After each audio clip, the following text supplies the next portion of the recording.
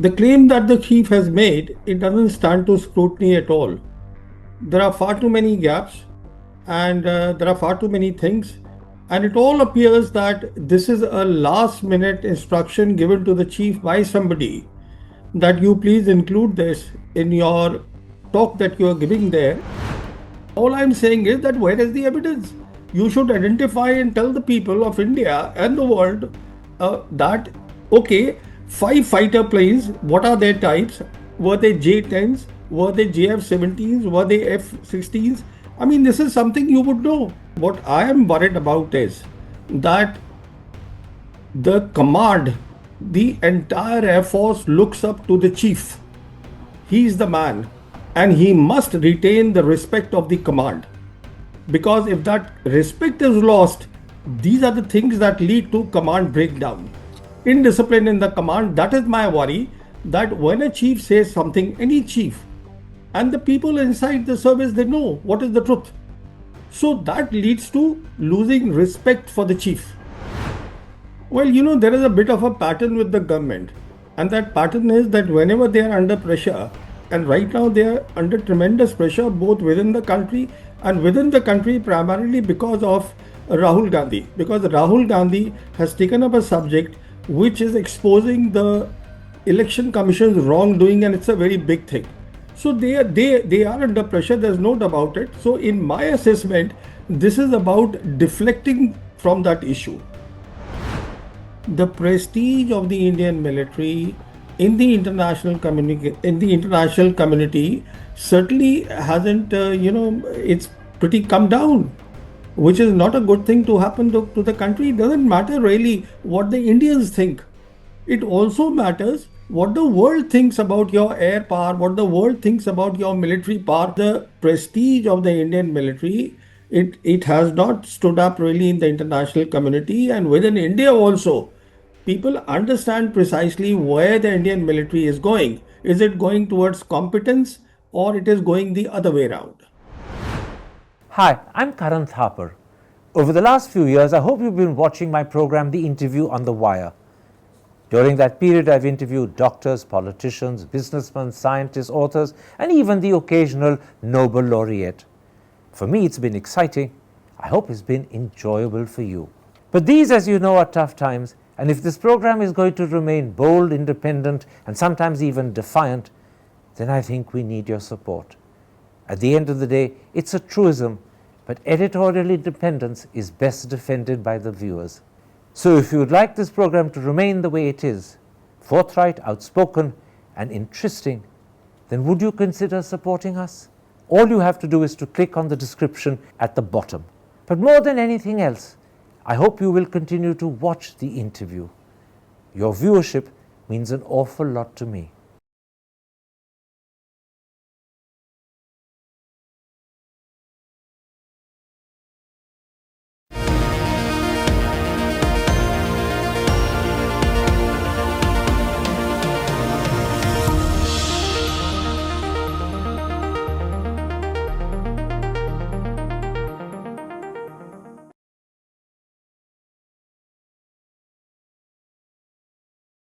Hello and welcome to a special interview for The Wire. On Saturday, the Air Force Chief, Air Chief Marshal A.P. Singh, claimed that during Operation Sindoor, India shot down 5 Pakistani fighter jets and a large plane. And in addition, India perhaps damaged or destroyed an unspecified number of Pakistani F-16 jets which were in hangars on the ground.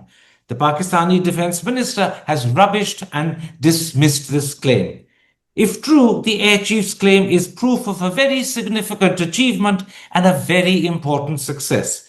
But are there good reasons to raise questions and express doubt? That's the key issue I shall discuss today with the editor of Force magazine, Pravin Sawhney. Pravin Sawhney, in a lecture in Bangalore on Saturday, the Air Force Chief, Air Chief Marshal A.P. Singh, claimed that during Operation Sindoor, India shot down 5 Pakistani fighter jets and a large aircraft, and very possibly damaged or destroyed an unspecified number of Pakistani F-16 jets, which were in hangars that India bombed at the Pakistani airbase in Jacobabad. Let me start by asking, what do you make of this claim made exactly 3 months after the end of Operation Sindoor? See, thank you first of all for inviting me on your show, Karan. Now, the claim that the chief has made, it doesn't stand to scrutiny at all. There are far too many gaps, and there are far too many things, and it all appears that this is a last minute instruction given to the chief by somebody, that you please include this in your talk that you are giving there. And why I'm saying that is because if you see the original press release, normally what happens is that the service headquarters, they send the talk of the chief to the MOD, to the Ministry of Defense, the people who release the release, take out the release. So it was must have been sent there. This was not included in that. So this is something which was told to him perhaps uh, as an afterthought, and he was mulling over it. Because if you see, this is the last thing that he spoke. He spoke in all the damages that he mentioned. This was the last item, whereas this should have been the first one. If really, this is what it was. So So there are. you're suggesting that he did this specifically at the behest of someone, and that someone presumably is the government. Well, you see, there are two things here. One is now, Karan, this is something that your viewers should know. Recently, there is a book that has come out of the Chief of Defense Staff, General Anil Chauhan, and one of the themes that he has discussed in his book is the what is civil military relations. Now, in a traditional sense, when we talk of civil military relations, it means is that all the resources of the country, the civil resources and the military resources, they are put together. But he defined it in an entirely different way. And he said what this means is that professionalism of the military, that should be integrated with the political ideologies. Now, you see, this is an entirely new thinking. So this confirms something that I had suspected all along. Even when General Bipin Rawat was made the first CDS, it didn't make sense to me, but that's a different question. Should you want to know the answer, I can answer that. Because the point is, he was kept in there because ideologically he was aligned with the government, and therefore they picked up this. General Chauhan had retired as a 3 star. They brought him back as a 4 star. So this is what I think it is after having read his definition of civil military relationship. So the government is not doing things directly. Things like you see the See, rules. I'm just stopping you because let's not get lost in detail. The key point you're making is the important one. I'm underlining it for the audience. You believe that this interlinkage between political ideology and military professionalism means that, in fact, what the Air Chief Marshal said in Bangalore was an attempt to portray the ideology of the government. So this was conveyed through the CDS. That is the point I am making is because you see the political leadership doesn't understand the nuances of the military.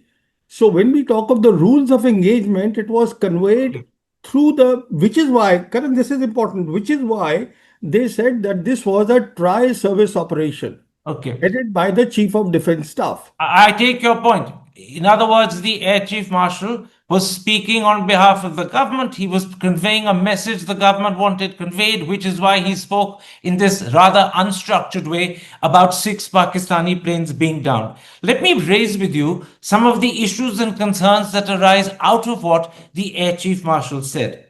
Earlier, on the 11th of May, Air Marshal Bharti, in answer to a question, but not in his formal statement, and that's an important distinction, vaguely alluded to India shooting down a few Pakistani planes, but he refused to say how many, even though he claimed he knew. So, if what the Air Force chief was saying on Saturday is correct, why didn't the Air Force chief identify A, the types of planes, and B, provide evidence for what he's claiming? No, Because he didn't absolutely. identify the planes and he provided no evidence at all. You are absolutely right. In fact, may I just add to what you have already said? Now, he said that all these 5 planes, they were shot by the S-400. Now, S-400 is a very good system, very versatile, and it has a detection range of 600 kilometers. What that means is that even if there is a small aircraft, It can certainly detect the aircraft at 300 or 400 kilometers, and all the targets that the air chief was talking about, they were within 300 kilometers. So, if indeed this has happened, I mean, I'm not saying that it has not happened. All I'm saying is that where is the evidence? You should identify and tell the people of India and the world that, okay, five fighter planes, what are their types? Were they J-10s? Were they JF-17s? Were they F-16s? I mean, this is something you would know. Tell me something from a military point of view. When the Air Chief Marshal of the country, the head of the Air Force, is making a statement like this, how critical and how important is it that he should provide the evidence? Or are we expected to take it on trust? See, you have raised an interesting thing, and what I am worried about is that the command, the entire Air Force looks up to the chief. He is the man, and he must retain the respect of the command. Because if that respect is lost, these are the things that lead to command breakdown. Indiscipline in the command, that is my worry. That when a chief says something, any chief, and the people inside the service, they know what is the truth. So that leads to losing respect for the chief. And you think there's a danger that is what has happened this time round? Oh, absolutely. I mean, this is a big worry because all these air warriors, let alone the air warriors. I mean, after all, we know that this naval officer, this Indian Navy Defense Advisor, who was Shiv there in Kumar in India, Indonesia. Shiv Kumar, he's also aware of that because within the services, you know what's going on. So So, you're saying to me that the failure, and I presume it's a deliberate refusal to provide evidence, has undermined the standing of the Air Force chief in the Air Force itself. no, you see, that is one part. The second part is the more service becomes, military becomes ideologically driven, the less competent it would be. And This is that's the whole happening as problem. well. And that's happening as well. I mean, these are the examples of that. Okay. Let's come to a second issue that arises out of the Air Force chief's claim. It's to do with the timing. Is it just a coincidence that he spoke 2 days after Rahul Gandhi's Mahadevpura allegations, 3 days after Trump's tariff bomb, and 3 days before the Supreme Court resumes hearings in the Bihar Special Intensive Revision of Electoral Rolls? Is that timing just a coincidence, or do you think it suggests something? Well, you know, there is a bit of a pattern with the government. And that pattern is that whenever they are under pressure, and right now they are under tremendous pressure, both within the country and within the country, primarily because of Rahul Gandhi. Because Rahul Gandhi has taken up a subject which is exposing the election commission's wrongdoing, and it's a very big thing. So they are under pressure, there's no doubt about it. So, in my assessment, this is about deflecting from that issue. Why they have brought in the air chief is because this is something that Rahul Gandhi had spoken in the parliament, and now they brought in the air chief to basically respond to Rahul Gandhi. But what Rahul Gandhi said is entirely different. You see? Let So me let me let me raise a third issue. And the third issue is how come the Western media has never reported this story that India downed five Pakistani jets as well as a large plane, making a total of six? And let me just complete that question. The BBC, CNN, Reuters, The Economist, the New York Times, the Washington Post, and the Financial Times. And I'm just naming those people. There are many other papers that also reported in detail stories about how Indian planes were shot down by Pakistanis. So now, when six Pakistani planes are shot down by India, surely these very papers, these very television channels would have reported it, and yet none of them have. What do you make of that? obviously they don't believe it because A, there has to be evidence. No evidence has been shown. What were the type of aircrafts, the fighters that were brought down? That has not been spelled out. And then you see, Karan, a very simple thing is that today there are at least four big countries, I'm including EU in that, who have round the clock visibility. They have global satellite constellations. And America is one of them, Russia is another, China is another, and EU is another. So people know the reality.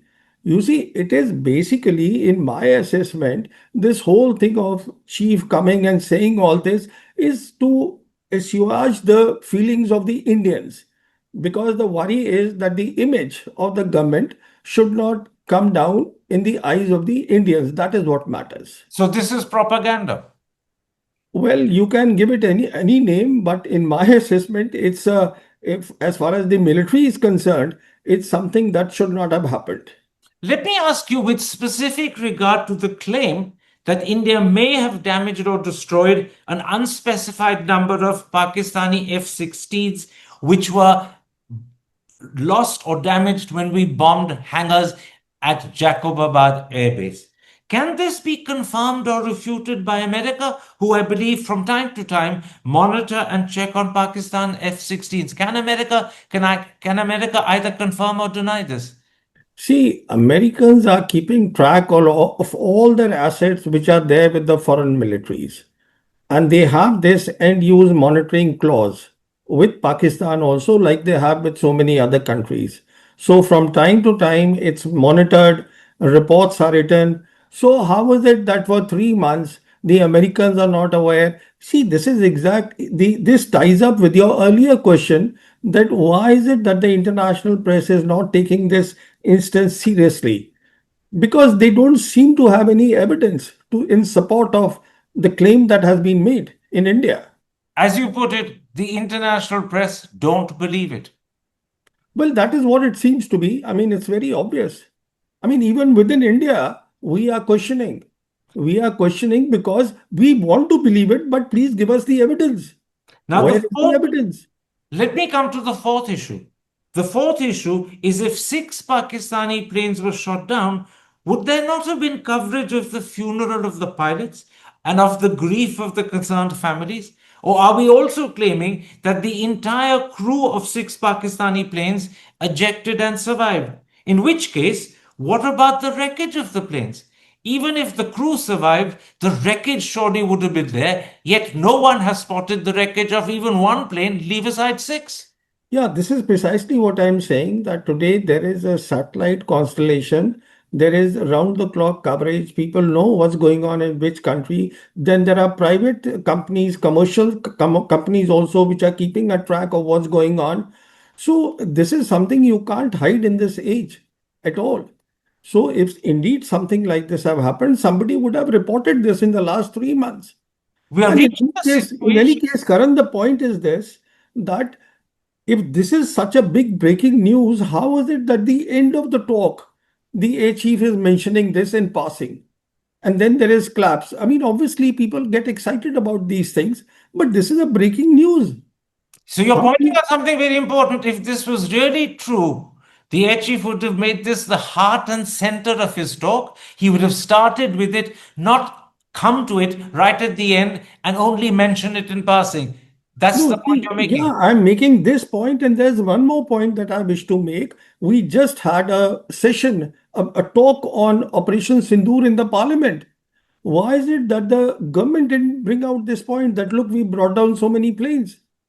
They would, I mean, this is something they would have done it if actually it had happened. It's a very good point you're making, because if I recall the speech made by Rajnath Singh, our defense minister, correctly, he taunted the opposition for not talking about the number of Pakistani planes India had brought down. If this was true, that we had actually brought down 5 fighter jets and a large plane and possibly damaged several unspecified F-16s, the defense minister himself would have not just made the point, he'd have boasted of it.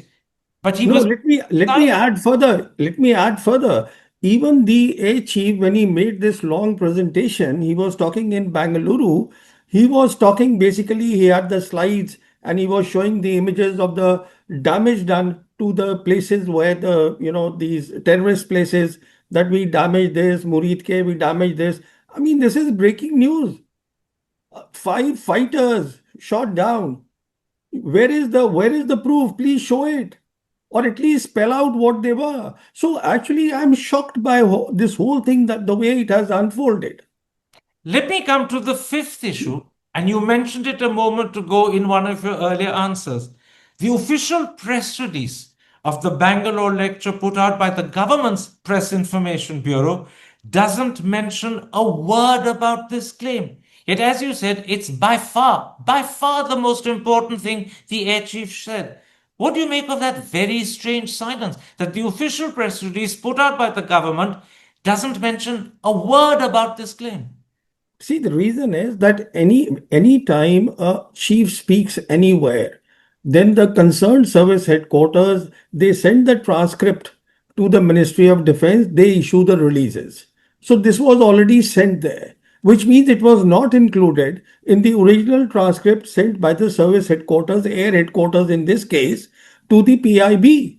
So based on that, they make that release. So something happened between then and chief giving the talk.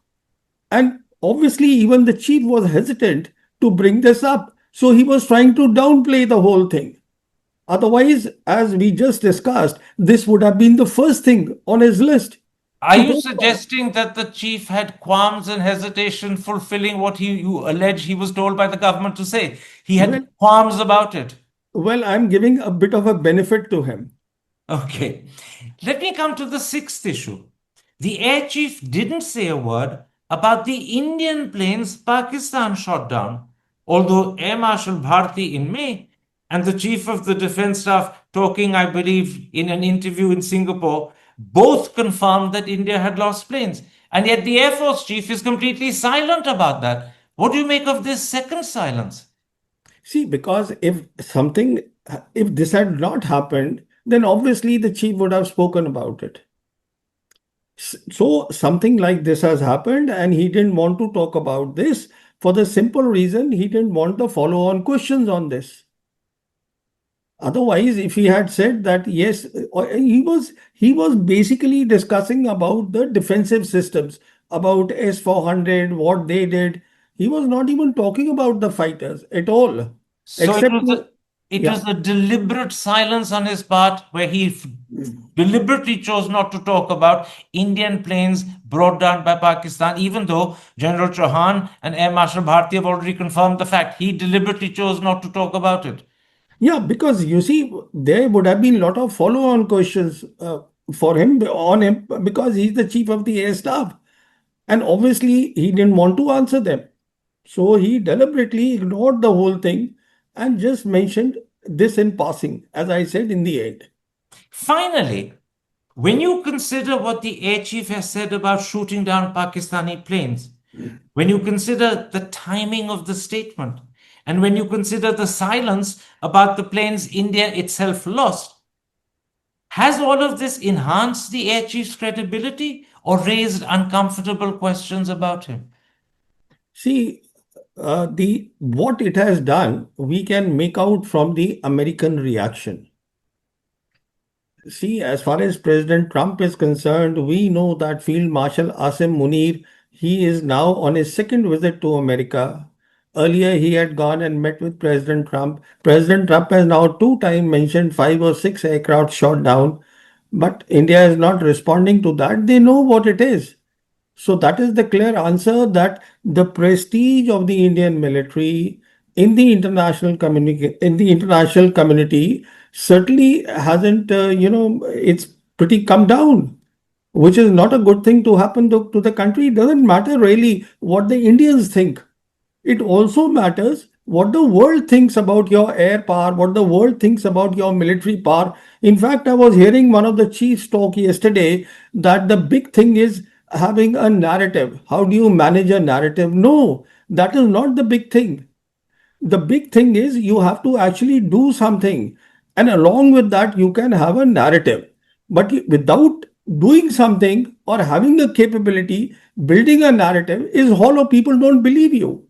Tell me something. I'm talking now specifically about Air Chief Marshal A.P. Singh. You said earlier that he's damaged his standing in the Air Force because he failed to provide evidence for the claim.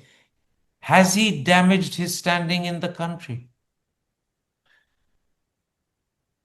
You see, even in the country, there are a lot of people who understand these things. There are a lot of people and there are a lot of veterans in the country who understand what it is, and all these people go and talk elsewhere. And all the people who are willing to listen, they would understand. And in fact, people are curious. For example, so many people have asked me who don't understand this subject, what do you think of it? Because they are keen to know what exactly happened. So are So, you saying he has damaged his standing? see, not only he, you see, he basically represents the Indian military. So I would like to single him out. The prestige of the Indian military, it has not stood up really in the international community and within India also. People understand precisely where the Indian military is going. Is it going towards competence or it is going the other way around? And you fear it's going the other way around? Well, I just gave you the thing that if the respect is lost for the leader, whoever the leader be, and in this case it seems to be head of a service, then it's not a good thing to happen to the service or to the country. My last question. So far, and it's nearly 48 hours, the international media has not picked up, as far as I know, on the Air Chief Marshal's claim that India shot down 6 Pakistani planes. It's been completely silent about what he said. What does that silence tell us? Karan, I just mentioned to you this was never for their consumption in the first place. Because if you can't provide the evidence, then obviously it is meant for the people who want to believe you, the people who are despondent, the people who are demoralized that we have lost 5 fighters or whatever. That is because I'm saying five because Trump has been repeatedly saying 5 fighters. So things have been lost. People are despondent. They want the answers. So their morale has to be pepped up. Along with that, there is a major issue in the country. There is a need to deflect from that issue as well. So these are all, it's a combination of so many things. All right, Pravin Swami, thank you very much for the time you've given me. Thank you very much for your insight, understanding, and analysis of what the Air Chief Marshal claimed on Saturday. Quite clearly, you don't believe what he said. I thank you for your time. Take care. Stay safe. Thank you, Karan. Thank you very much. Hi, I'm Karan Thapar. Over the last few years, I hope you've been watching my program, The Interview on the Wire. During that period, I've interviewed doctors, politicians, businessmen, scientists, authors, and even the occasional Nobel laureate. For me, it's been exciting. I hope it's been enjoyable for you. But these, as you know, are tough times, and if this program is going to remain bold, independent, and sometimes even defiant, then I think we need your support. At the end of the day, it's a truism, but editorial independence is best defended by the viewers. So if you would like this program to remain the way it is, forthright, outspoken, and interesting, then would you consider supporting us? All you have to do is to click on the description at the bottom. But more than anything else, I hope you will continue to watch the interview. Your viewership means an awful lot to me.